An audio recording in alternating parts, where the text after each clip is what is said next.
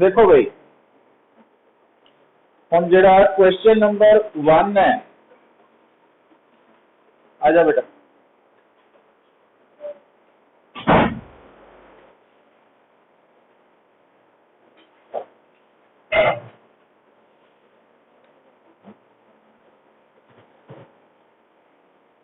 A 100 kg gun fires a shell of 1 kg horizontally from a cliff of height 500 meter. It falls on the ground at a distance of 400 meter from the bottom of the cliff. Find the recoil velocity of the gun. ਹੁਣ देखो ਹੁਣ एक question ਜਿਹੜਾ ਵਾ ਇਹਦੇ ਵਿੱਚ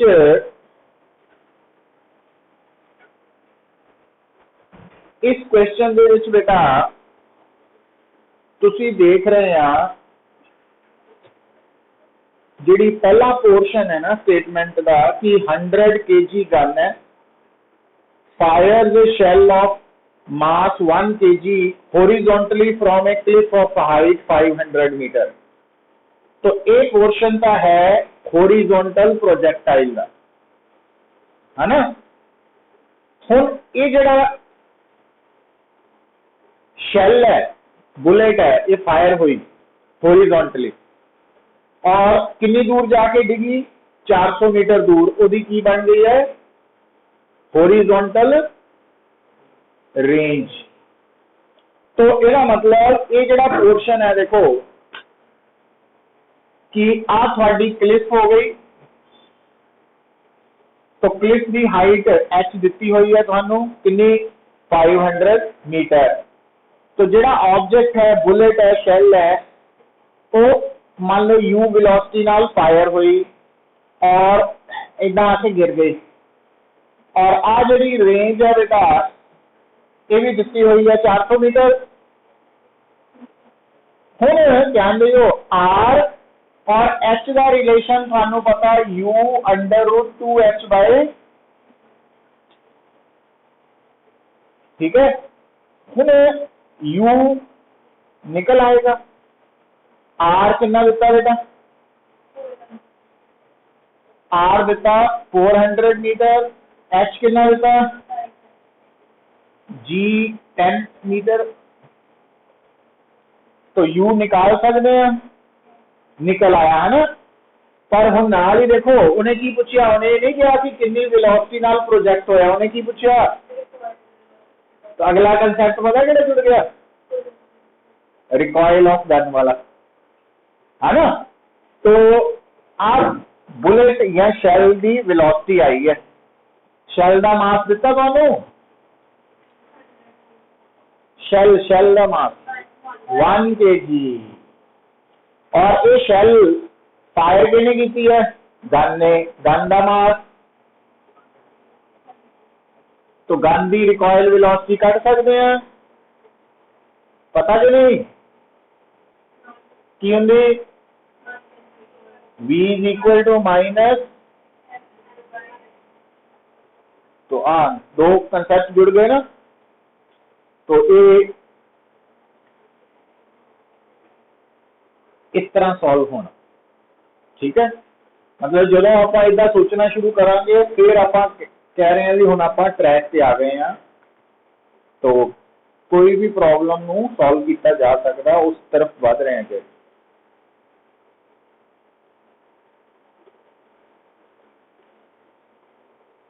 question number 2 देखो बेटा अज की असाइनमेंट का, भव्या आ रही समझ तेनों। सेकेंड क्वेश्चन है देखो, a railway engine weighing 40 metric ton, मतलब मास कितना इंजन का 40 मीट्रिक टन मीन हाँ 10⁻³ kg है ना, तो आप SI कन्वर्ट कर रहे हैं ton. Travelling along a level track at a speed of 54 kilometre per our.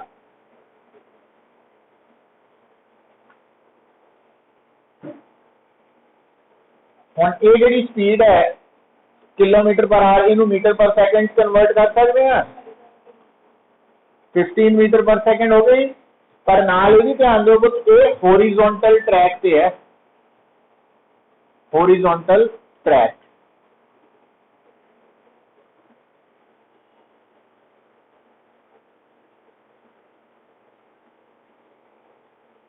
ठीक है,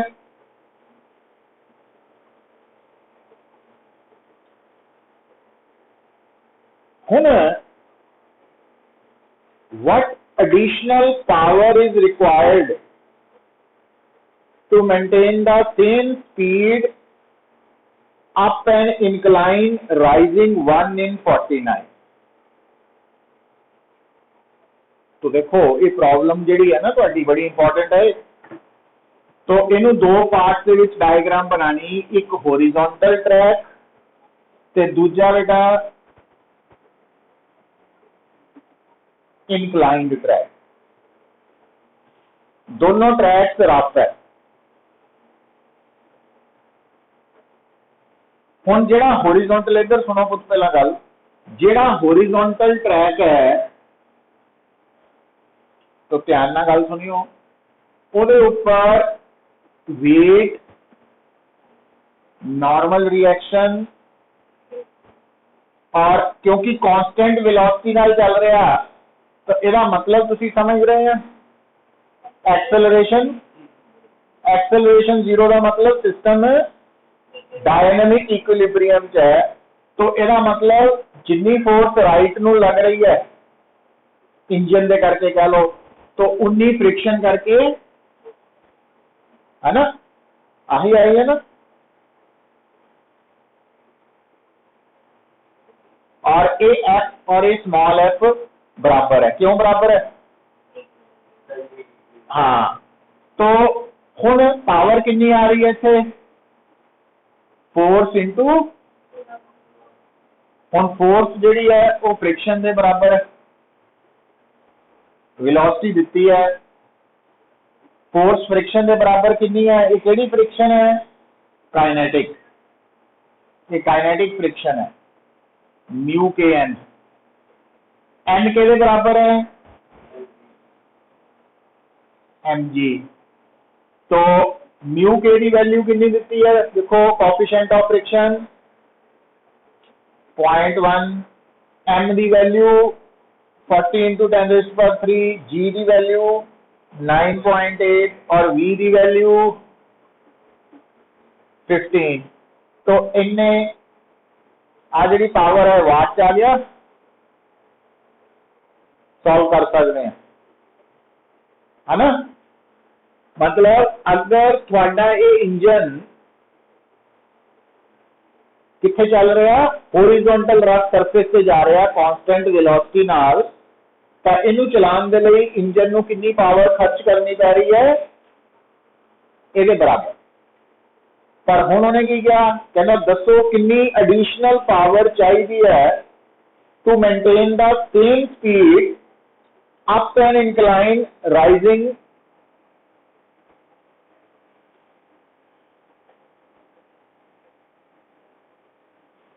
to maintain the same speed up an incline rising 1 in 49। ਇਹਦਾ ਕੀ मतलब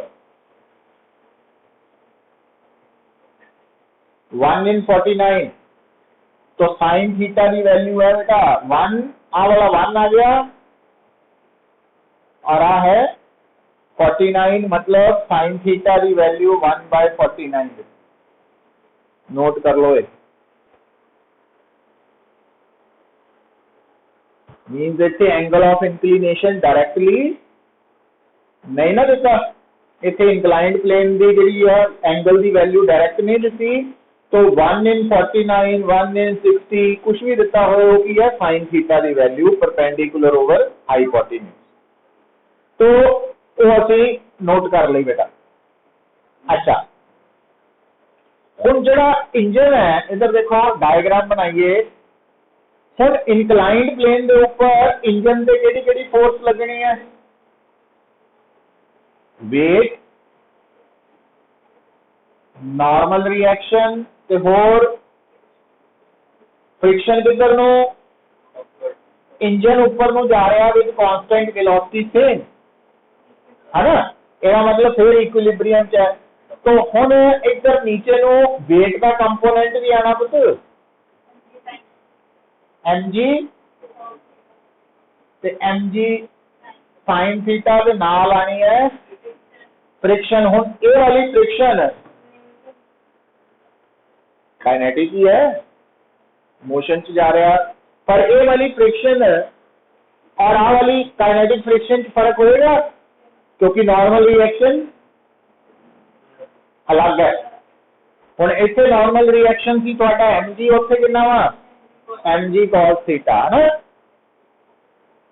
हुण इस केस दे विच इंजन नु कांस्टेंट वेलोसिटी नाल जाण लई कितना ऊपर नु फोर्स लगानी पैनी f dash mg sin theta plus f dash है ना। क्योंकि आ जी mg sin थीटा और f डैश है ये ऊपर जान तो रोक रही है ना इंक्लाइंड प्लेन दे। तो हुण पावर ऑफ इंजन की आएगी f dash v। Inclined plane पे पावर आएगी f डैश v। हुण f डैश दी वैल्यू कितनी है mg प्लस f डैश की वैल्यू है म्यू के, पता ना। जे साइन थीटा पता हो कॉस थीटा निकल आएगा क्योंकि तुसी आ आइडेंटिटी यूज कर सकते ना कॉस थीटा 1 माइनस है ना, क्योंकि इसे यूज होना ना कॉस थीटा। तो एफ डैश पी डैश निकल आएगा पुत्र। पी डैश और पी दे विच जिहड़ा फर्क है वो की है एडिशनल पावर चाहिए। That is the additional power.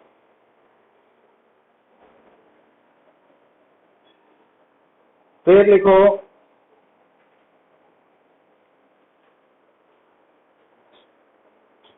Question number 3।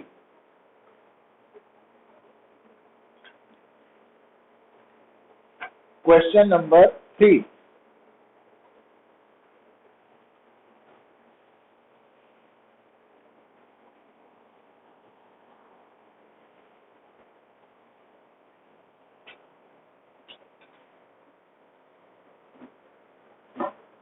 Statement करो read.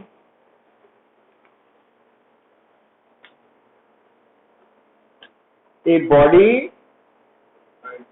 slides down an inclined plane of inclination 45 degree. So slides down inclined plane of inclination 45 degree. The distance traveled by body in time t is given by s is equal to ct square, c दिता हुआ 1.73. Determine the coefficient of friction. कुछ समझ आई गल दी? जदों body उपरों rough inclined plane दे उपरों नीचे नूं आंदी है तां ओदी एक्सेलरेशन कितनी हुंदी है? G sine theta minus mu cos theta. यार होने चाहिए, रफ है ना कि नहीं? तो ये एक्सेलरेशन है ना। तो अगर बॉडी स्टार्ट की है रेस्ट तो S is equal to UT plus half AT square के अकॉर्डिंगली कितना टाइम लगेगा? तो S is equal to half 80 square इन्ना ही लगेगा। पर थानू एक्स कितना दिता उन्हें ct स्क्वायर, और कंपेयर कर सकते हैं c कितना आ गया हाफ ए, c की वैल्यू 73, हाफ ए कितना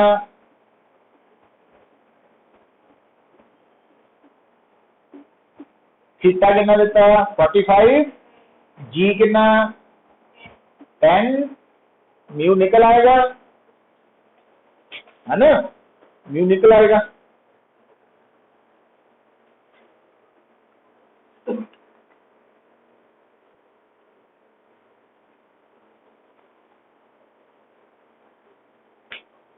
समझ आ रही गल?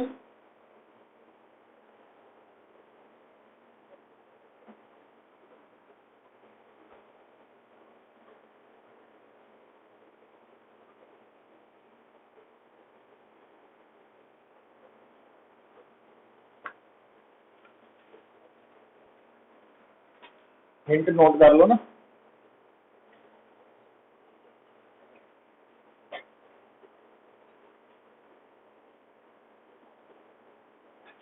क्वेश्चन नंबर 5 4 थले छड़ दियो, और मैं कंसेप्ट तुहानू दसना बड़ा इंपॉर्टेंट है ये।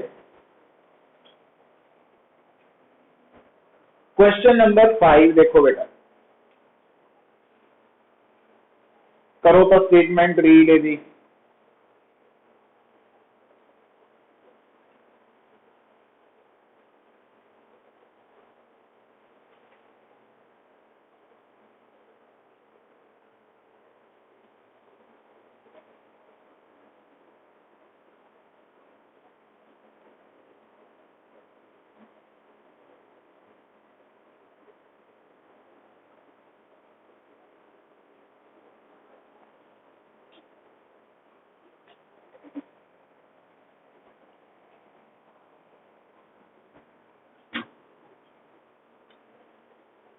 आई कुछ समझ कृष्णा?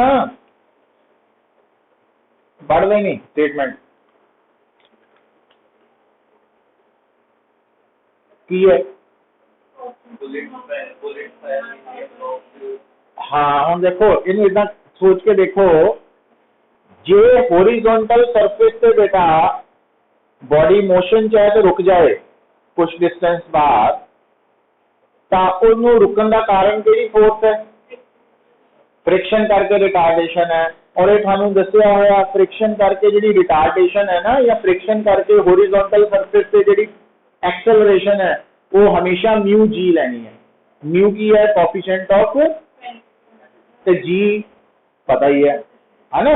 कोई भी जरा हॉरिजॉन्टल सरफेस है ਉਹਦੇ ऊपर हॉरिजॉन्टल सरफेस कह रहे हैं, ਉਹਦੇ ऊपर अगर बॉडी ਦੇ ਚੱਲਣ या रुकन का कारण फ्रिक्शन है, तो ਉਹਦੇ करके जी रिटार्डेशन या एक्सेलरेशन है, जिस रुक रही है तो रिटार्डेशन, चल रही है तो एक्सेलरेशन, वो म्यू जी है। तो जो रिटार्डेशन है तो माइनस म्यू जी, जो चल रही है तो प्लस म्यू जी। अच्छा हुण इस स्टेटमेंट च देखो जो ऑब्जेक्ट है, उल्टा सोचो भाई आ देखियो हम, अगर मैनू कोई कहे इधर देखो पुत आ एक ऑब्जेक्ट है, ये एक का बनया दो राइज में मैं भुल गया, अगर यदि वेलोसिटी v है और ये 20 मीटर चलने तो बाद रुक जाए, 20 मीटर तो ये रुक गया, तो ये v निकाल सकते हैं। केड़ा फार्मूला लगू? v square minus U square is equal to 2a कितना लोगे माइनस म्यू जी एस। तो एस आ गया ना, पता लगा? तो म्यू दिता बोलो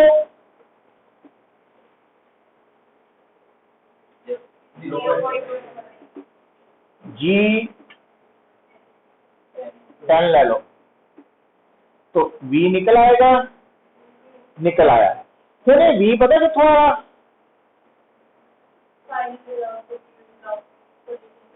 कोलिजन तो बाद भी परफेक्टली इनइलास्टिक कोलिजन तो बाद भी कॉमन वेलोसिटी कितना कट सकते हैं। तो कोलिजन तो बाद आफ्टर कोलिजन की सिचुएशन आ गई, तो ब्लॉक का मास के विच बुलेट का मास, जबकि कोलिजन तो पहला की थी, आही सीगा ना, ये रेस्ट से सी बिफोर कोलिजन, और ये जस्ट आफ्टर कोलिजन है। तो मोमेंटम की है पुत्र, तो कितनी है बिफोर कोलिजन मोमेंटम और आफ्टर कोलिजन,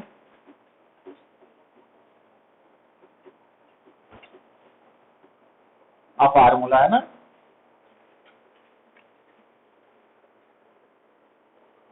हम देखो तो स्टेटमेंट्स पढ़ के स्मॉल एन कितना थोड़े लगी 0.01 kg और कैपिटल एन 4 kg। निकालना की सी आपा, निकालना आपा u है ना। तो u निकल आएगा क्योंकि आपका v इथों निकाल चुके हैं ना, दो पार्ट है इस प्रॉब्लम में।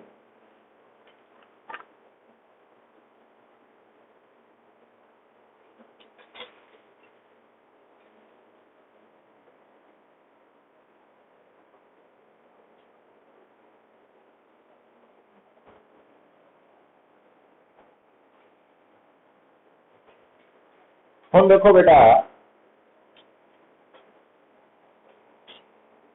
जी मैं गल दसी है ना तुहानू आ वाली ये बिहाफ से देखो क्वेश्चन नंबर 6 है, देखो तो पढ़ के, जेड़ा क्वेश्चन नंबर 6 है ना अज की असाइनमेंट का, वो आ वाले पोर्शन के बिहाफ से है कि अगर हॉरिजॉन्टल सरफेस से चलती हुई बॉडी फ्रिक्शन करके रुक रही है ना, तो आप रिटार्डेशन माइनस म्यू जी लेनी है। तो वो बिहाफ से हो जाएगा देखो, क्योंकि क्वेश्चन नंबर 6 तुहानू की दिता पुत्र, इनिशियल वेलोसिटी u दी है, फाइनल वेलोसिटी v 0 है, रिटार्डेशन माइनस म्यू जी है, तो कोफिशिएंट ऑफ फ्रिक्शन निकल आएगा v स्क्वायर माइनस, है ना, हिंट नोट कर लो। और इदा ही क्वेश्चन नंबर 12 है, क्वेश्चन नंबर 12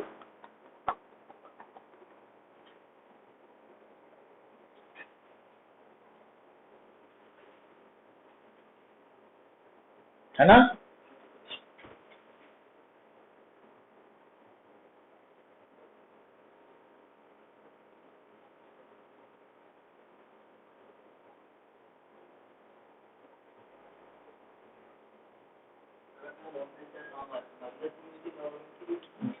रुक रही है ना सर, माइनस 12 कर सकते हैं, देखो तो जरा सोच के कि नहीं कर सकते। 12 ਦੇ ਵਿੱਚ ਕੀ ਹੈ ਤੁਹਾਡੀ u कितनी है v नॉट, और फाइनल वेलोसिटी v की है 0, और a कितना लाओगे माइनस म्यू जी, क्यों लाओगे, हाँ हॉरिजॉन्टल सरफेस है ना, हाँ फ्रिक्शन करके। ये गल मतलब ये कुछ पॉइंट्स है जेडे माइंड च होने चाहिए, ता प्रॉब्लम निकलनी, और ऐसा कर लेना। चलो हम पुत्र याद है सानू एक क्वेश्चन कराया सी, जिहदे विच एक चेन है जिहदा कुछ पार्ट लटक रहा वा, ते आपां कढना सी, दसो कितना fraction of length maximum hang कर सकती है बिना स्लिप कीते, कीता सी है। टेबल के ऊपर कुछ पोर्शन सी कीता सी ना, वही क्वेश्चन जेड़ा 11th है, हुण वो न्यूमेरिकल वैल्यूज नाल आ गए, कर सकते ट्राई। जेड़ा 11th क्वेश्चन है ना वही है बिल्कुल, उत्थे आपां कीता सी म्यू दे नाल, इत्थे म्यू दी वैल्यू देती 0.25, मतलब वही क्वेश्चन है, उन्होंने उतों चाहे नकल मार के करो तो करना वा, फिर पता लगना, इंपॉर्टेंट बड़ा कंसेप्ट है, तो ये प्रैक्टिस कर लेनी है। अच्छा फिर देखो बेटा, पहला पकड़ लीए आप 9th no 9th question number 9 हुण ये कंसैप्ट भी तुहानू मैं दस्सिया कि देखो लिसन पुत अगर थोड़े सामने नंबर ऑफ ऑब्जेक्ट्स है आपस दे विच कनेक्टेड है बहुत सारे ऑब्जेक्ट तो हुण उन्हां विचों कोई दो दे विच आपां टेंशन कढनी है इहदे विच काहदे विच कढनी है टेंशन कुल कितनियां वैगन्स है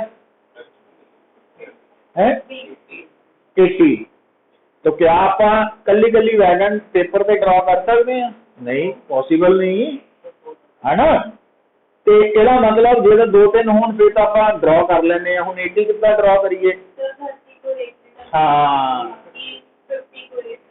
वाह वाह शाबाश तो ये गल्लां याद रखनी है जो सॉल्व करना ना तो ये आप टेंशन कढ़नी कि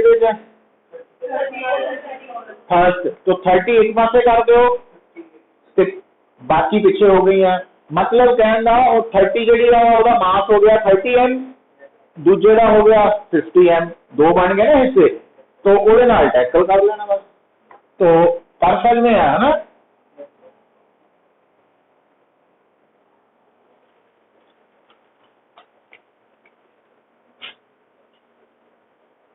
तो आ बन गया ना आ हो गया 50 और आ हो गया 30 और आ फोर्स जी है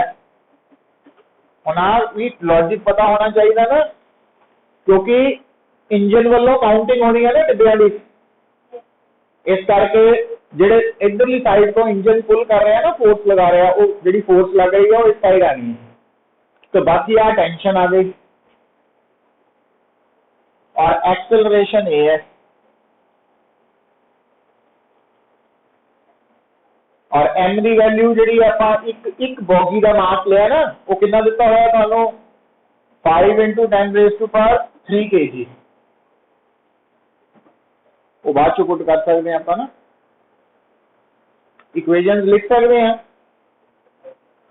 एक्सेलरेशन कितना आएगी एक्सेलरेशन सीधी आएगी net force over total mass है ना वो तो बना सकते कर लूंगे कुछ जी हुण देखो भाई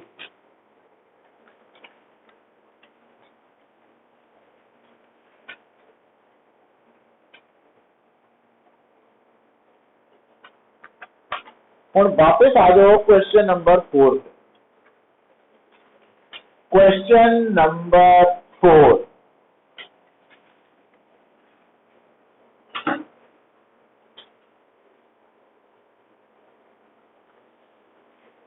क्वेश्चन नंबर 4 मतलब इंपॉर्टेंट मैं क्यों बोल रहे हैं वैसे तो सारे इंपॉर्टेंट है क्वेश्चन बट ये कादे कंसेप्ट नाल जुड़े हैं पुत्र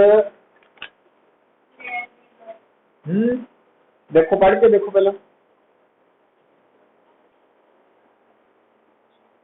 क्वेश्चन नंबर 4 है ना आज जी असाइनमेंट आप सेंड की है 27 सितंबर वाली क्वेश्चन नंबर 4 देखो एक ट्रक है वो पिछली साइड की है ओपन मतलब तो आ ट्रक आ गया तो आ साइड ओपन है ना तो हुण होया की है पुत्र ये ऊपर की रखा हुआ बॉक्स है तो एक बॉक्स है जिसका मास 40 kg है और हाँ इथों कितनी दूर है 5 मीटर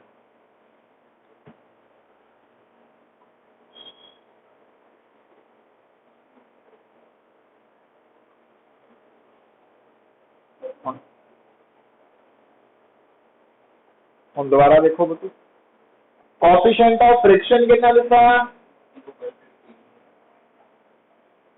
0.15 है ना, 0.15। अच्छा,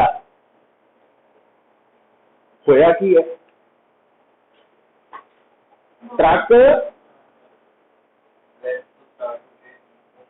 ट्रक रेस्ट पे है ना, तो इनिशियल वेलोसिटी ऑफ ट्रक भी 0 है और initial velocity of box with respect to truck भी 0 है। हम एक्सेलरेशन के लिए दिती है, ट्रक की एक्सेलरेशन दिती कितनी, 2 मीटर। होया की सिचुएशन की है, हाँ हम होया देखो पता की है कि ट्रक के पिछे समान रखा बॉक्स, जो ट्रक मान लो लाइटा से खड़ा हो गया आगे, तो हम जो लाइट ग्रीन हुई ट्रक एक्सेलरेट होना शुरू होया, तो जिहड़ा बॉक्स है तो जो ट्रक अगे जा रहा एक्सेलरेट होंदा होया तो कुछ दूर जान से ट्रक दे बॉक्स थले गिर गया। इसका मतलब होया की है कि ये जिहड़ा बॉक्स है वो तुम गल नूं फर्क नूं समझियो, ये जिहड़ा बॉक्स है इहनूं विद रिस्पेक्ट टू ट्रक गिरन लई कितना डिस्टेंस कवर करना पऊ, हाँ ये अर्थ दे नाल नहीं है ना, तो फर्क नूं समझो होने की क्यों, इसे करके इंपॉर्टेंट है, बड़ा टिपिकल क्वेश्चन है कि विद रिस्पेक्ट टू ट्रक इस बॉक्स नूं ट्रक तो थल्ले डिगन लई विद रिस्पेक्ट टू ट्रक कितना डिस्टेंस कवर करना पैना, 5 metre with respect to truck. ਇਹਦਾ मतलब ਅਸੀਂ जे इस प्रॉब्लम नूं एक पार्ट नूं सॉल्व करन लई ट्रक नूं की मान लईए, फ्रेम ऑफ रेफरेंस, तो क्या ट्रक इनर्शियल फ्रेम होएगा तो नॉन, क्यों, हाँ तो लिखो हियर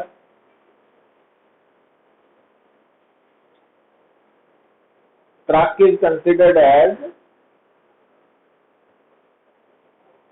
फ्रेम ऑफ रेफरेंस और ब्रैकेट च लिख लो केड़ा, नॉन इनर्शियल।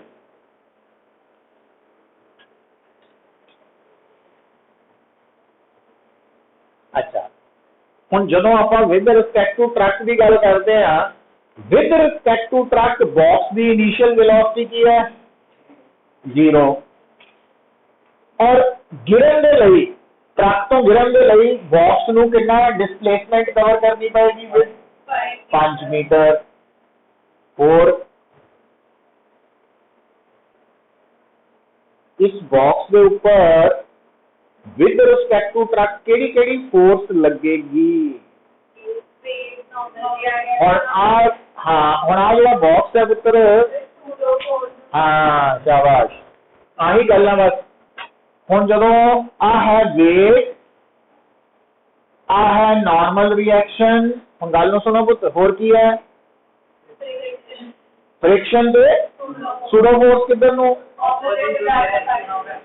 इधर नूं कितनी एम ए। हुण गल सुनो, तो आ जिहड़ी सूडो फोर्स है ये बॉक्स नूं विद रिस्पेक्ट टू ट्रक किधर नूं चला रही है, इधर, तो इसका मतलब फ्रिक्शन इधर नूं आ रही है ना, और ये फ्रिक्शन के बराबर होनी है इसके म्यू के एन, एन कितना एम जी है ना। अच्छा चलो हुण अगली गल सुनो, हुण आपां इत्थे की मनना, ध्यान दईओ हुण फर्क समझिओ पुत, ये पता की है acceleration of truck with respect to earth, ठीक, तो ये जिहड़ा बॉक्स है ना ये with respect to truck move कर रहा, तो आप इसकी एक्सेलरेशन ए डैश लेनी है, ए डैश पता की है box with respect to truck, ये लिखना है ना, जिहड़ा बॉक्स है ना ट्रक के अकॉर्डिंगली स्लाइड करता होया पिछे नूं जा रहा। हुण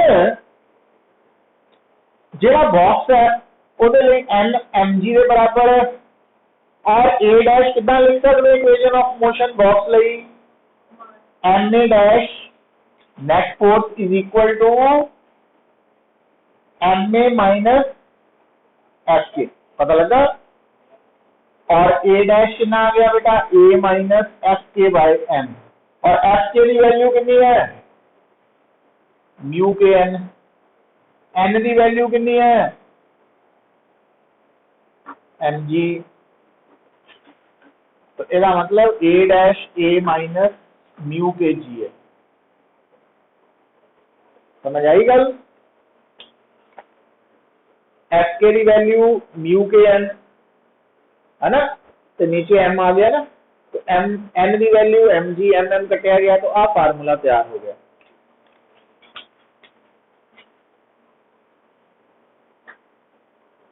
ए डैश पता लग गया, ए थानू दिता, म्यू के दिता, जी पता, वैल्यू पुट करो, ए डैश आ गया।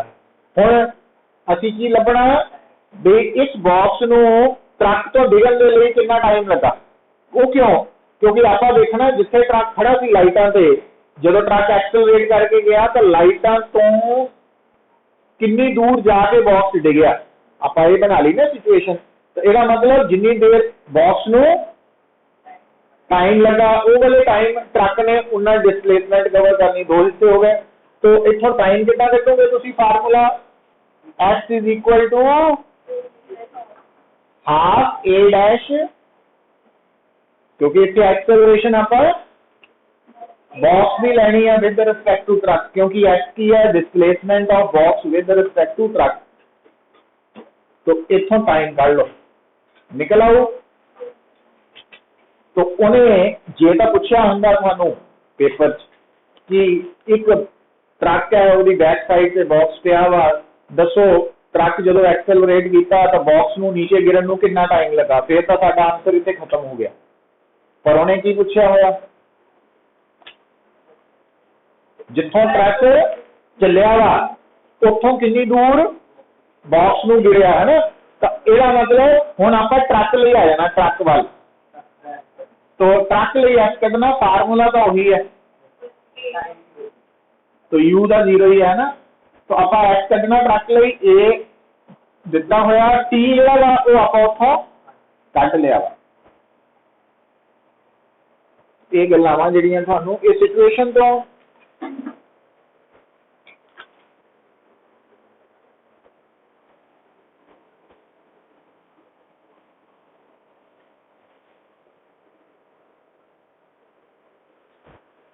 भव्या आ रही, मैंने समझ पुत्र चित्राक्ष आ रही है।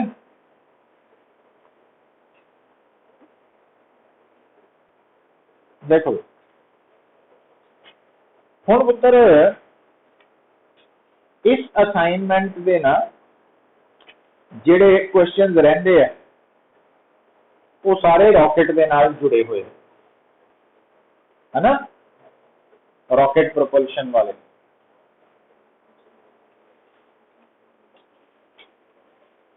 तो उन्होंने आप करांगे, तो हले उन्होंने साइड पे रख दी है ना। हुण आ जो जी कल असाइनमेंट आप पकड़ी सी, उहदे च दो क्वेश्चन रहिंदे सी ना, जी कल असाइनमेंट 26 नूं डिस्कस की थी आपां, दो क्वेश्चन सी रहिंदे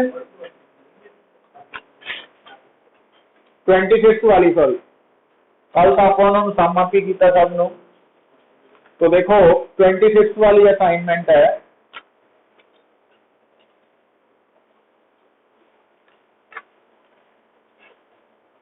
ਇਹਦੇ ਵਿੱਚ ना एक क्वेश्चन नंबर 9 है बेटा, है 26 वाली, मोबाइल तो कर लो।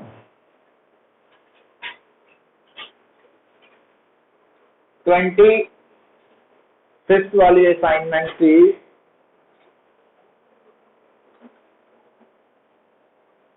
Question number 9।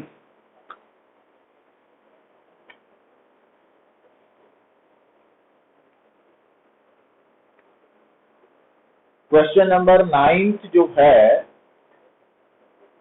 ਇਹਦੀ स्टेटमेंट ਨੂੰ पढ़ो। देखो एक पार्टिकल है जिसका मास m है, strikes on ground with angle of incidence 45 degree. If coefficient of restitution is 1 by root 2, find the velocity of reflection. ਹੁਣ ਇਹਦੇ ਵਿੱਚ ਪੁੱਤਰ देखो ये वाला टॉपिक ਜਿਹੜਾ ਨਾ ਤੁਹਾਨੂੰ मैं ਅਸਾਈਨਮੈਂਟ ਚ ਡਿਸਕਸ ਕੀਤਾ ਸੀ, ਹੁਣੇ ਡਾਇਗਰਾਮ ਦੇਖ ਕੇ ਯਾਦ ਆ ਜਾਣਾ।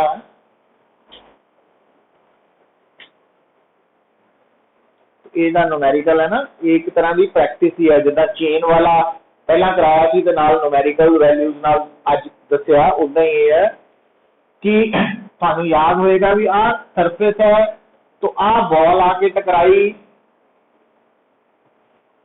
तो आ एंगल थीटा है और उस तो बाद बॉल रिफ्लेक्ट हो गई तो आ एंगल आपा थीटा डैश मन्निया सी। तो आ जिहड़ी बॉल है उहदी वेलोसिटी इंसीडेंस दी v सी और रिफ्लेक्टेड भी v डैश आई सी।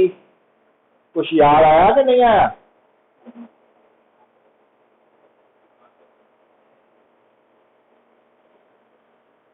मतलब ये वो टॉपिक्स है जिहड़े आर्टिकल वर्ग ही इंपॉर्टेंट है साडे लई। इन्हां नूं 2-4 वारी दिहाड़ी च लंघदे वड़दे सौण तो पहला सौण तो बाद है ना देखना वा, है ना। मतलब ये टाइम सेविंग है पुत्र, तुहानूं दस्सिया होया कि ये रिजल्ट याद हो जाने 5-7 बार देखण ते फिर वो फटाफट अप्लाई होने शुरू हो जाने। हुण इहदा रिजल्ट की सी तुहानूं याद होए, आपां प्रूव कीता सी कि जिहड़ा tan थीटा डैश है ना वो tan theta by E C, E coefficient of restitution. हुण सानूं इत्थे तां पुछिया नहीं, उहने थीटा दिता वा 45 पर उन्हें थीटा डैश नहीं पूछा, पर मैं दसता है ना। हाँ तो जिहड़ा v डैश है ना वो c v under root sine square theta plus e square cos square theta. आ फार्मूला इनू चेक करना पहला जाके।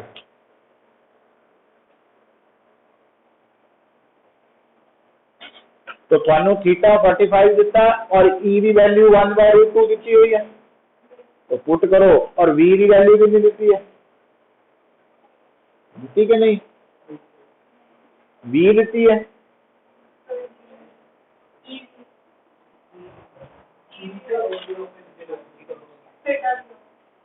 हाँ, मतलब आप v dash in terms of v लिखनी है, ये है मीनिंग है ना। जी इंसीडेंट वेलोसिटी है वो टर्म च लिखनी है, तो इदा लिख देनी है।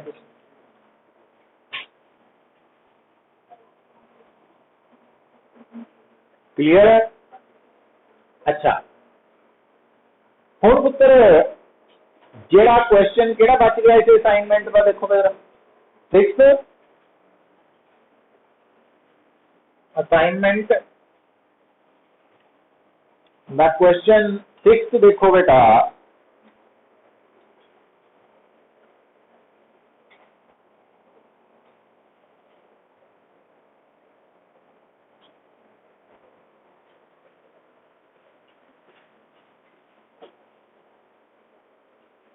लिसन हुण गल नूं सुनो। इहदे तक आउण तो पहला जे मैं तुहानूं कहां कि आ एक डिस्क है, आ डिस्क है जिसका सेंटर O है, रेडियस R है, ते आ एक हुण गल नूं सुनियो, आ एक डिस्क है पूरी डिस्क कंप्लीट। तो इस डिस्क के ऊपर एक छोटी डिस्क ये रखती है ना, और ये जी छोटी डिस्क रखी है ये डिस्क उसे ही मटीरियल की बनी है जिस मटीरियल की वड्डी डिस्क। तो आ जी छोटी डिस्क है और आ जी वड्डी डिस्क है, तो वड्डी का मास कैपिटल है, छोटी का सेंटर O डैश, छोटी का रेडियस स्मॉल, हुण अगर सानू कोई कहे इस सिस्टम का total sorry centre of mass निकालो, निकल सकता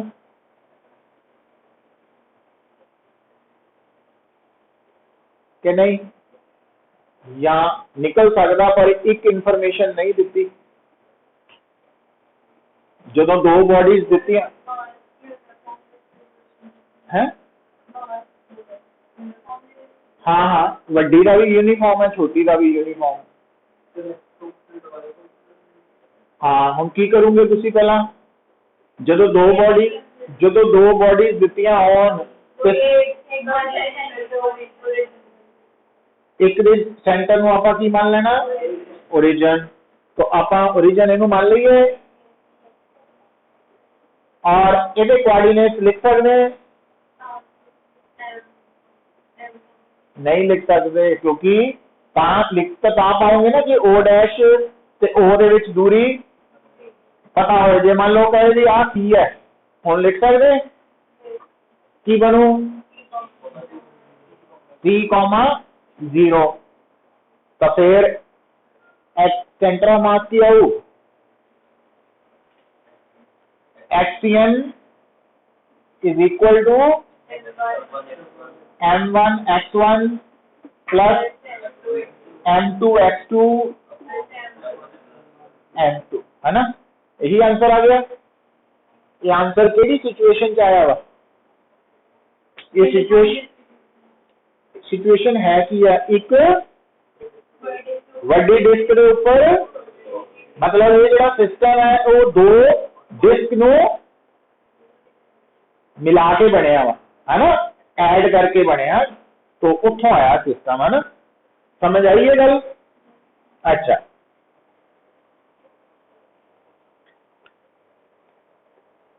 देखो बेटा